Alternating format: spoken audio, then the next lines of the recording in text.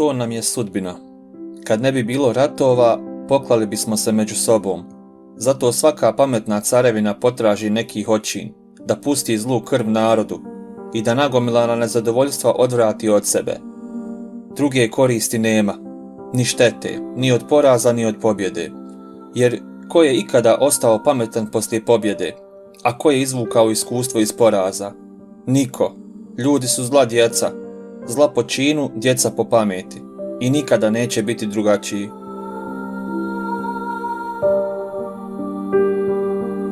Ništa drugo me se nije ticalo, čak ni mogući sutrašnji bol. Niko me nikud nije pozivao, ništa mi nije nudio, niti sam ja tražio. I nikome ništa nisam zamjerao. Mogao sam ljudima izgledati čudan, kao da sam izgubio razum.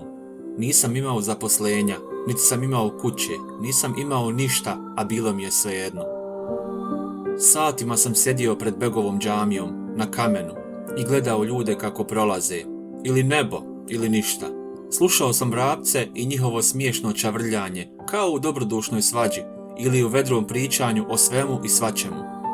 Ličili su mi na male, obične ljude, pomalo svadljive, dobrodušne, vedre, površne, miroljubive, malim zadovoljne, izdržljive u nevoljama, spremne na sitno zakidanje, bez velikog ponosa.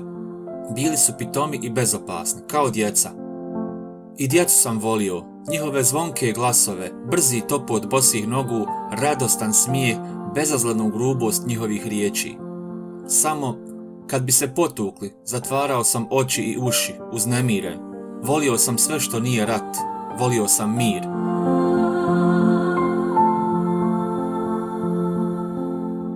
Najmanje se govori kad te se najviše tiče.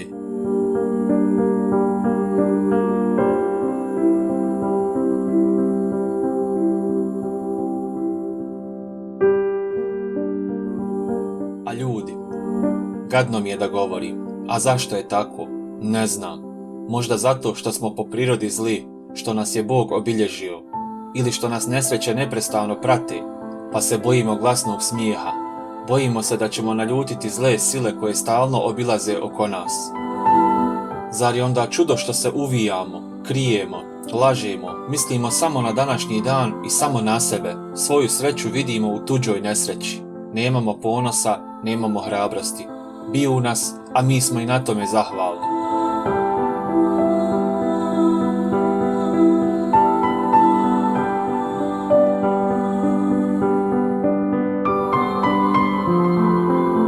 Ali ponekad, ne tako često, kad mi se zgadi laž, onda progovorim istinu.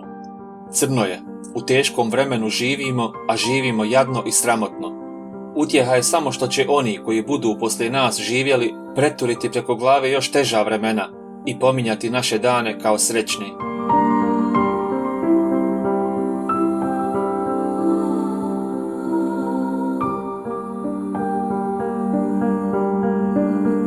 Žena više voli nježnu riječ, makar bila i glupa, nego pametnu ako je gruba.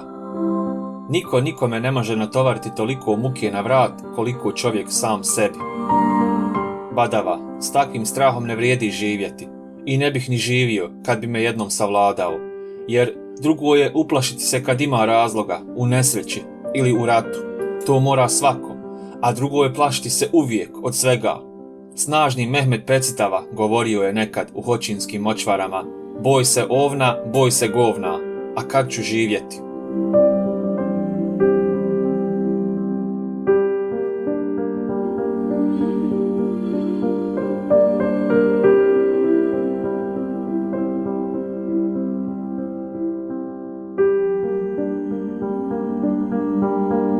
Okrenuo sam glavu i lice zagnjurio u vreli jastuk. Šta su učinili od mene i zašto? Zar zato što sam bio glup, što sam bio pijan, što sam bio izazvan? Zar zato što sam rekao što i ne mislim? Zar zato što sam rekao ono što mislim? Kad se tako svete vrapcima, šta će učiniti kopcima? Šta su oni? Osioni ludaci, maloumne siledžije, zvijeri. Ja, crv, sitan i nevažan, šta sam mogao učiniti njima, slonovima?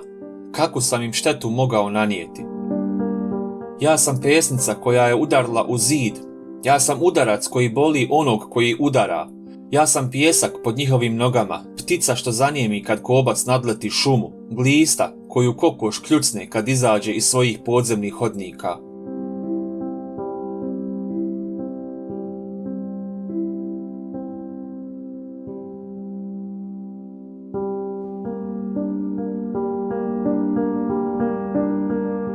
Ja sam mali čovjek koji je zaboravio da je mali. Uvrijedio sam ih što se usuđujem da mislim. Zašto im je bila potrebna ta osveta? Da me uplaše, da mojom kaznom uplaše druge, da likuju nad slabijim, da zabrane misao, da zabrane riječ. Nikakva odgovora nisam mogao da nađem. Javio se u meni užas zbog te besmislene surovosti. Gdje smo mi? U kakvom to svijetu živimo? Sve će proći, ali kakva je to utjeha? Proći će i radost, proći će i ljubav, proći će i život. Zar je nada u tome da sve prođe? Neću uništiti svoj život zato što postoje divlje zvijeri. Ponizili su me tuđom rukom. Oni za sve imaju izvršioce, vječne sluge, bez savjesti i bez razuma, kakvi su i sami, drukčiji samo po tome što imaju moć presuđivanja i vlast nad ljudima, mada nikad neću shvatiti kako i odakle. Svi im se podsmijevaju, svi ih preziru, a svi ih se boje. Ja, ludi vrabac, pošao sam jastrijebu u pohode. U današnjem svijetu ostaju nam samo dvije mogućnosti, prilagođavanje ili vlastita žrtva. Boriti se ne možeš, kad bi ih htio, onemogućit će te na prvom koraku, pri prvoj riječi i to je samoubistvo, bez dejstva, bez smisla, bez imena i uspomene. Nemaš mogućnosti da kažeš ono što ti je na srcu, pa poslije i stradaš. Premlatit će te da ne progovoriš, da iza tebe ostane sramota ili čutanje. O jadno vrijeme koje ne dozvoljavaš ni smisao ni junaštvo. Drago mi je što si im sve ovo rekao. Vidjela sam koliko se mučiš, ali sam mislila da je nešto gore nego što jest. A zbog ovog nemoj da žališ. Nemoj ni da prigovaraš sebi. Rekao si ono što misliš, pa šta onda? Nisi ukrao. Nikome zlo nisi učinio, nisi se ponizio, pošteno si kazao ono što svi pošteni ljudi misle. Istukli su te, prezdravit ćeš. Mrzit će te, mrzit ćemo i mi njih. Ništa nam od njih ne treba. Živjet ćemo sirotinski kao i dosad, ali dignute glave. Ti si od njih najbolji i najhrabrijih. Svi koliko ih ima nisu ti ni do koljena. Jači su samo u zlu.